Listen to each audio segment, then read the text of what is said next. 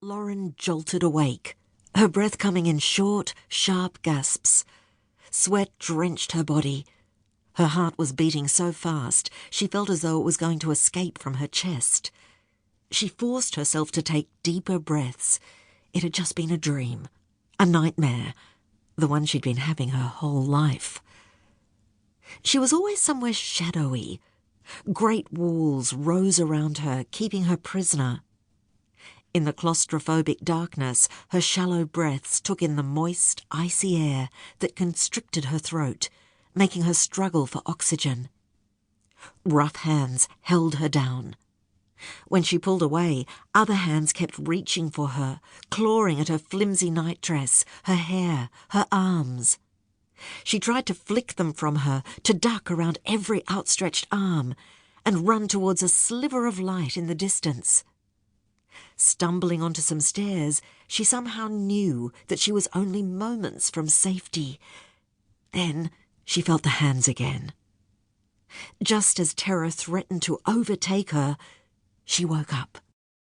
Lauren hated the dark, empty feeling that the dream always left her with. As if she'd been visited by a spirit who had sucked the soul from her, leaving her as just a body, a shell. Rolling over, she looked at the clock. 3:39 a.m. Damn!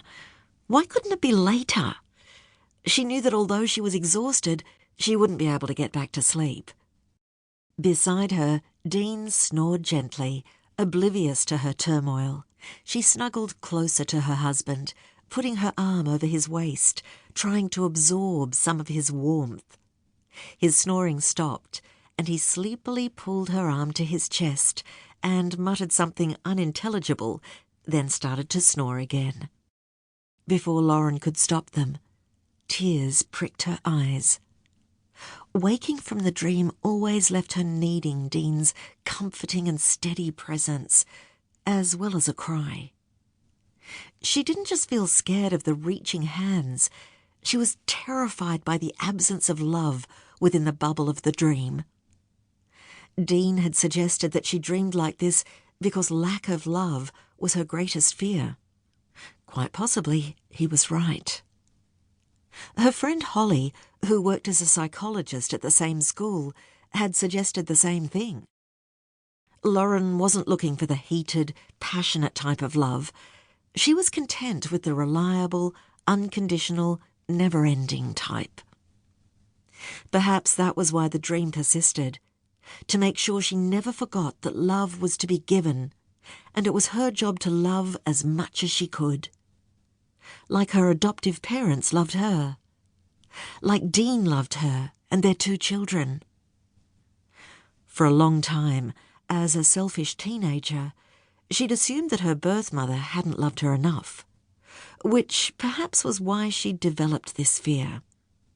But as she'd grown older and read more about the history of adoptions in Australia, she'd realised that lack of love may have had nothing to do with it. Her birth mother might have been forced to give her up.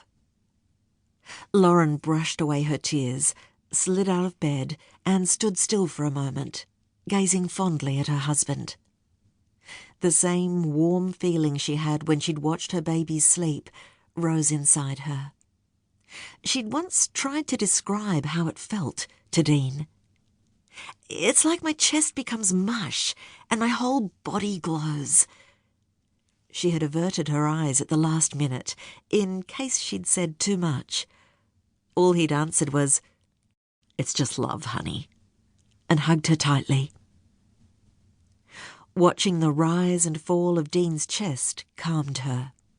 It was a long-standing family joke that he could sleep through an earthquake, which he'd actually done once, though only a small one.